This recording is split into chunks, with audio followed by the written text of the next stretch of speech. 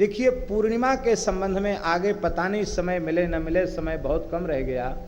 पूर्णिमा का महात्म्य भी महाभारत में बहुत है। पूर्णिमा को, अमावास्या को दान पुण्य अवश्य करना चाहिए। ब्राह्मण के लिए, द्विजाति के लिए अग्निहोत्र की अति अनिवार्यता कही गई। यदि द्विजाति अग्निहोत्र नहीं करता है तो भगवान वैश्वानर उसे श्राप दे देते हैं। द्विजाति का गृहस्थाश्रम में प्रवेश अग्निहोत्र की रक्षा के लिए ही है और दूसरा कोई प्रयोजन उसके गृहस्थ होने का नहीं है। और द्विजाति में ब्राह्मण का तो मुख्य धर्म ही यही है, अग्निहोत्र की रक्षा। बड़े दुख की बात है, अग्निहोत्री ब्राह्मण आज दुर्लभ हो गए हैं। कहीं कहीं सुरेश शर्मा जी रहते हैं दक्षिण में, शायद हैं कुछ अग्निहोत्री, बाकी पूर्वोत्तर भारत में तो परंपरा विलुप्त प्राय जैसी हो गई है। महाराज, अग्निहोत्री ब्राह्मण तैयार होने चाहिए।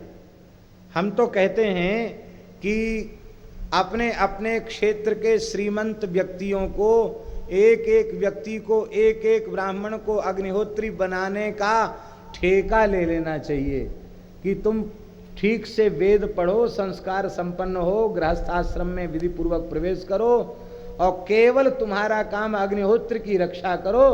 तुम्हारा सारा मासिक खर्च हम देंगे, तुम्हारे परिवार का खर्च देंगे, तुम्हारे बालकों की पढ़ाई लिखाई का खर्च देंगे। अब समय आ गया है, इस प्रकार से एक एक ब्राह्मण की सारी गृहस्थोचित आवश्यकताओं को पूरी करते हुए अग्निहोत्र धर्म की सुरक्षा होनी चाहिए, बहुत आवश्यक है। हम कहते हैं भारतवर्ष में ऐसे 100 धनवान व्यक्ति भी तैयार हो जाएं, 100 अग्निहोत्री भी प्रकट हो जाएं इस देश में, उन 100 ब्राह्मणों के सारे भरण पोषण का खर्च, उनके परिवार का खर्च 100 व्यक्ति उठा लेवें तो महाराज इससे सनातन धर्म की बहुत बड़ी सेवा होगी और वेद की, संस्कार की, संस्कृति की बहुत बड़ी रक्षा होगी। पवित्र ब्राह्मण हैं, द्विजाति हैं, उनको लाभ इससे हो जाएगा। पूर्ण जिनकी श्रद्धा अग्निहोत्र में है, ऐसे जो पवित्र ब्राह्मण हैं, द्विजाति हैं, उनको लाभ इससे हो जाएगा। पूर्णिमासी को व्रत करें और चंद्रोदय होने के पश्चात संकल्प पूर्वक कि वेदोक्त अग्निहोत्र के सांगो पांग फल प्राप्ति के निमित्त हम यह चंद्रमा को गंगाजल, अक्षत और गोघृत मिश्रित जल से अर्घ दे रहे हैं।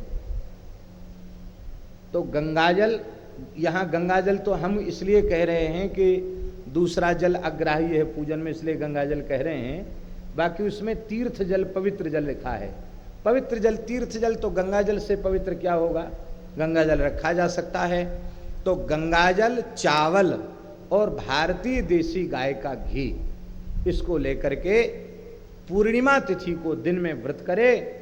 हो सके तो दूध पी करके रहे अथवा खीर खा करके रहे, गव्य पदार्थ लेकर के रहे और चंद्रोदय होने पर चंद्रमा को विधिवत ये संकल्प पढ़ते हुए कि सांगोपांग अग्निहोत्र के फल की प्राप्ति के लिए हम चंद्रमा को गंगा जल और अक्षत और गोघृत से मिश्रित अर्घ दे रहे हैं। ऐसा संकल्प करके फिर चंद्रमा का जो वैदिक मंत्र है उस मंत्र से और उन्हें अर्घ अर्पित करो।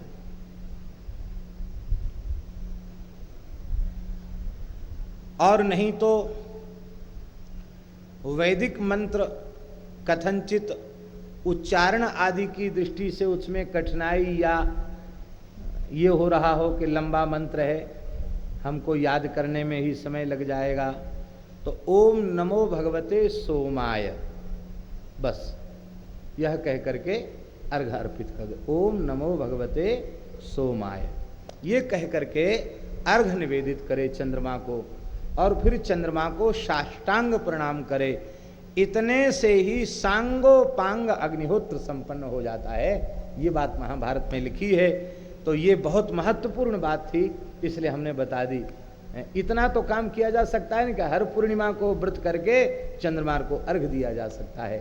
इतने से भी अग्निहोत्र त्याग का जो दोष है वो नहीं लगेगा, अग्निहोत्र नहीं हो पा रहा इसका दोष नहीं लगेगा और उस विधि की पूर्ति हो जाएगी। ऐसा करना चाहिए।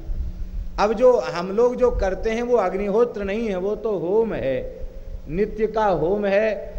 उसमें भी विधि का पालन न हो करके थोड़ा थोड़ा घी उलीच देते हैं और इसलिए जहाँ तक हो सके यथासाध्य विधि का पालन करते हुए होना चाहिए, संकल्प पूर्वक होना चाहिए, समिधा स्थापन पूर्वक होना चाहिए और उदात्त स्वर से स्वाहाकार का उच्चारण करते हुए होना चाहिए। लोग मन ही मन बोलते रहते हैं, ऐसे ऐसे घी उलीचते रहते हैं, हो गया, घी भी बेकार गया, समय भी बेकार गया। बिना तिलक के घी उलीचने लग गए। अरे पहले संध्या करो, तिलक करो, पवित्र तो हो, अंगन्यास करन्यास करो, जितना विधि का ज्ञान उतना तो कर लो, इसके बाद करो। संध्या की अति अनिवार्यता है, उसके बिना भगवत सेवा की भी योग्यता नहीं।